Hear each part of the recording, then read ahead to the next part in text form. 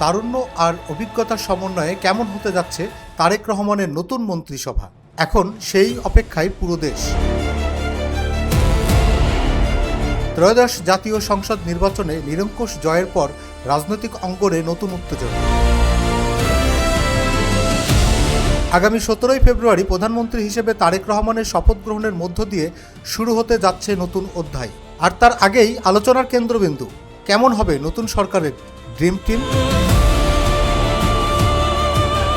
দলীয় সূত্র বলছে, এবারের মন্ত্রিসভা হতে যাচ্ছে ব্যতিক্রমী।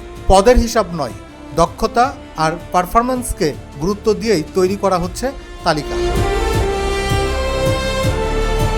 অভিজ্ঞ নেতৃত্বের ওপরেই থাকছে বড় আস্থা। মহাসচিব মির্জা ফখরুল ইসলাম আলমগীরকে রাষ্ট্রপতির মতো গুরুত্বপূর্ণ দায়িত্বে দেখা যেতে পারে।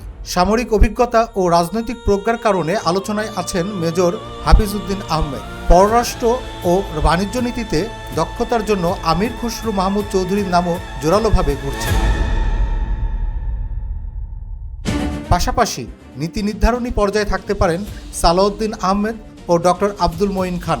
স্থায়ী কমিটির সদস্য সেলিমা রহমান ও গয়েশ্বর চন্দ্র রায়ের নামও সম্ভাব্য তালিকায়। আর নজরুল ইসলাম খানকে মন্ত্রী না করে প্রধানমন্ত্রীর রাজনৈতিক উপদেষ্টা হিসেবে দায়িত্ব দেওয়ার গুঞ্জনও রয়েছে। নির্বাচনের আগে দেওয়া জাতীয় সরকার গঠনের প্রতিশ্রুতির প্রতিফলন দেখা যেতে পারে নতুন মন্ত্রিসভায়। জোনায়েদ সাকি ও আন্দোলিব রহমান পার্থের মতো তরুণ নেতাদের অন্তর্ভুক্তির মাধ্যমে অন্তর্ভুক্তিমূলক সরকারের বার্তা দিতে চান বিএনপি। এবারের মন্ত্রিসভায় শুধু রাজনীতিবিদ নয়, থাকতে পারেন বিশেষজ্ঞরাও। বিশ্বব্যাংক অভিজ্ঞ পেশাজীবী, তথ্য প্রযুক্তি খাতের আন্তর্জাতিক ব্যক্তিত্ব এবং প্রশাসনিক দক্ষ অবসরপ্রাপ্ত কর্মকর্তাদের নামও আলোচনায়। সূত্র জানায়, মন্ত্রিসভা ছোট রেখে প্রধানমন্ত্রীর কার্যালয়কে শক্তিশালী করা হতে পারে।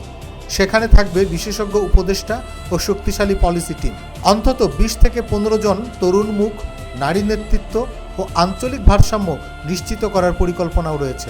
চিকিৎসক নেতা AZM জাহিদ হোসেন এবং উদ্যোক্তা আব্দুল আওয়াল মিন্টুর নামও ঘুরছে সম্ভাব্য তালিকায়। সব মিলিয়ে অভিজ্ঞতা ও তারুণ্যের সমন্বয়ে নতুন এক রাজনৈতিক সমীকরণ তৈরি করতে যাচ্ছেন তারেক রহমান।